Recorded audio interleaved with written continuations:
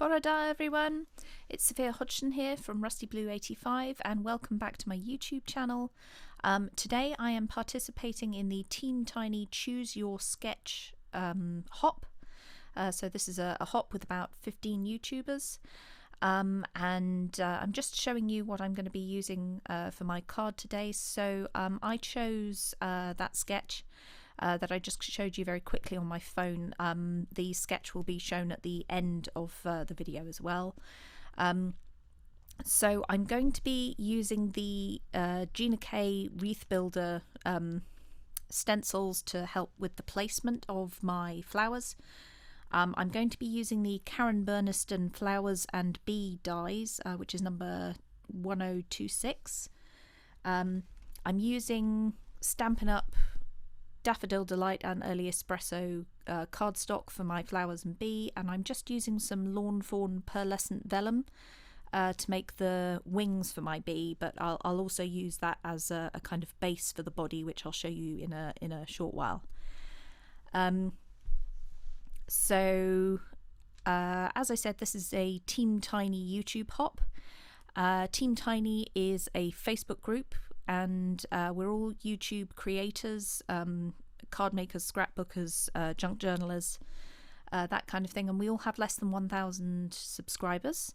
So if you want to watch content without any adverts, because we have less than 1,000 subscribers, there are no adverts on any of our videos. So you get to watch content advert free, which is awesome. And so what we do is we get together and we have maybe 1 or 2 monthly hops a month, and we do this to try and raise the number of subscribers that we have. So if you like what you see, please do consider subscribing to this channel. That would really help my channel out. So as I said, I'm going to be using the Gina K Wreath Builder stencil set. I'm just using the, because the sketch has 2 circles, one of these circles I'm going to replace with a kind of a flower wreath.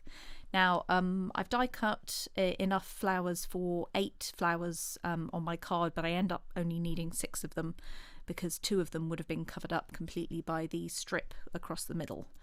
But using the Gina K Wreath Builder stencil, I can work out roughly where I want my flowers to be.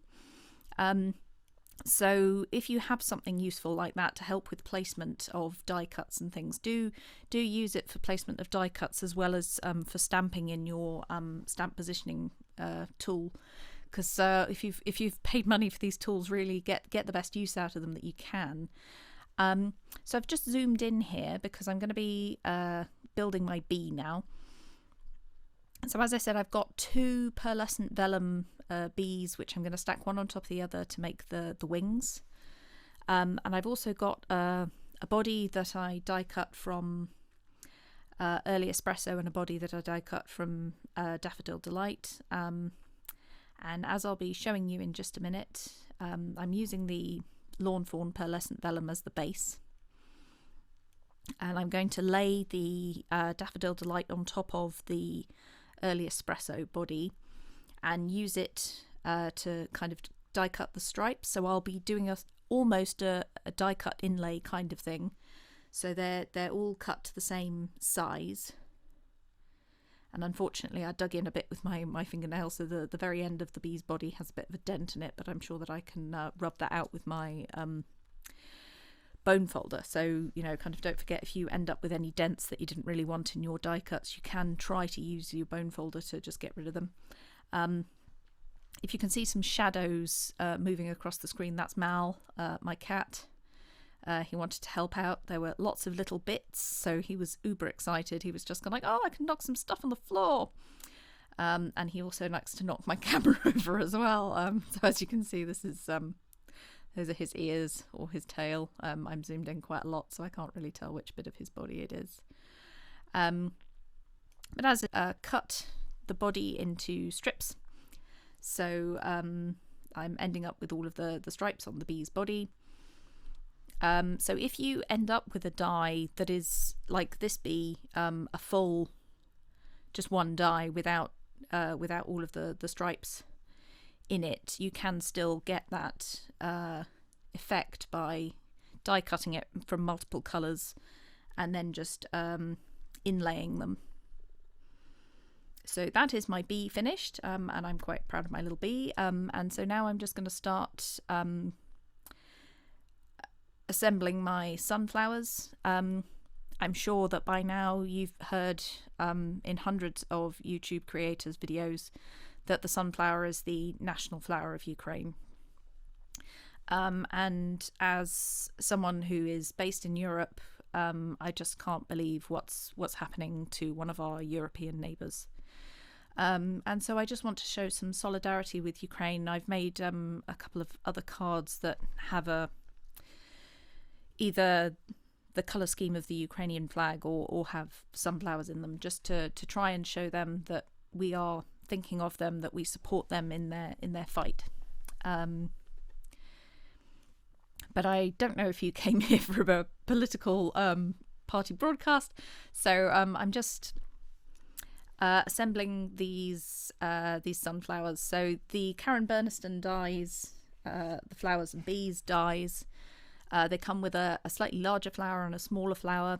So in order to create a more sunflower-like flower, I've got the smaller flower on top and two of the larger flowers all layered up, so it gives that kind of puffy, fluffy look of loads and loads and loads of petals. And I used the larger of the centres that are in the die. So there are two very small centres and a slightly larger centre. So I've used the larger one to get that more kind of sunflower look. But I have tried to keep the colour scheme to just yellow and brown and white. So it's not, kind of getting a bit garish. So yeah, that's why the bee was brown and yellow as opposed to black and yellow. And I will be die cutting my sentiment from early espresso cardstock as well. So here I am die cutting the Alter New Everything Will Be Okay sentiment die. I got this as part of a kit with a teacup stamp and die set. So I was just showing you there that I'm using Simon Says Stamp white wood grain cardstock. So in the sketch you will have noticed that there's a mat of the card and then a kind of larger circle, a stripe across the middle, and then a smaller circle. So what I'm doing with my card is I've changed from the original sketch from a kind of a standard card to a square card. I personally think it's a really good idea to use sketches as inspiration, but not necessarily to follow them to the letter. So kind of if you want to create, say, a slimline card, and you know what stamp set you want to use, but you're not entirely sure what layout to have, just go flicking through something like Pinterest and have a look at some card sketches, and you may be able to infer from the sketches a really nice layout for your slimline card. So as I said, I've taken the original sketch and reinterpreted it for a square card. So don't feel that you're limited to card-shaped cards. Look at the sketch and see how you may be able to interpret it. You may not want a circle in the middle. You may want to change that to squares or ovals. Kind of it's meant as inspiration, so don't feel that you absolutely have to stick to it. It's not a rule book. So as I said, I've created a matte and layer with the white wood grain cardstock. I love this cardstock from Simon Says Stamp. I know that Lawn Fawn do something very similar as well. And these pre-embossed cardstocks are just gorgeous. They're really, really lovely. And I love using them because they just give that, because they're pre-embossed, you don't have to do anything to them and they still look fabulous when you put them on a card. My glue is getting a little bit runny, so I'm getting far too much glue all over the place, so I'm just going to have to wipe some of the glue away. If you do end up with glue oozing out, wipe it away fairly quickly and it should be all right, it should be fine. So as I said, this is the Alter New Everything Will Be Okay die set. It's a really, really intricate die, so I try to, wherever possible, die cut it out of cardstock that has double-sided sticky tape on the back. And this is by Elizabeth Craft, the double-sided tape that I'm using. And so I've adhered that onto the circle. So you can pretty much see where the sketch is in terms of inspiration. And I'm just going to adhere my bee next to the sentiment. And I find that adhering the bee just there kind of almost continues the circle. So even though the circle should be behind the yellow strip, it kind of continues it on. So to create the kind of outer circle, as I said, I'm creating a wreath of sunflowers. And because I've got the foam tape on the back of the yellow strip, I can't get the sunflowers quite where I want them, so I'm just cutting off some of the petals. I feel dreadful when I cut off petals and things, but I'm just kind of like, do you know what, you need to go, so I'm going to have to tuck you in. So yeah, if you find that you can't tuck things underneath certain elements that have foam tape on, just snip them off a bit and tuck them in, and nobody will be the wiser. Nobody can tell.